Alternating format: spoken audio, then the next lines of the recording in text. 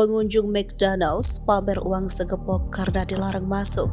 Satpam kena maki. Seorang pengunjung rumah makan cepat saji McDonald's viral di media sosial. Pengunjung tersebut nampak emosi ke satpam karena tidak diperbolehkan masuk.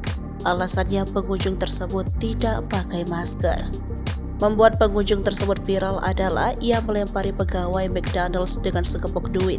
Video pengunjung McDonald's emosi gegara masker itu pun viral usai diunggah pengguna Instagram @fakta.indo pada Sabtu 24 Desember 2022. Dalam keterangan video tersebut, menurut sang perekam, pengunjung yang mengenakan pakaian kaos berwarna ungu itu awalnya datang ke McDonald's bersama 3 orang rekan. Saat masuk, ia pun tak dibolehkan masuk oleh satpam McDonald's lantaran tidak memakai masker. Namun pria itu tetap ngotot untuk masuk.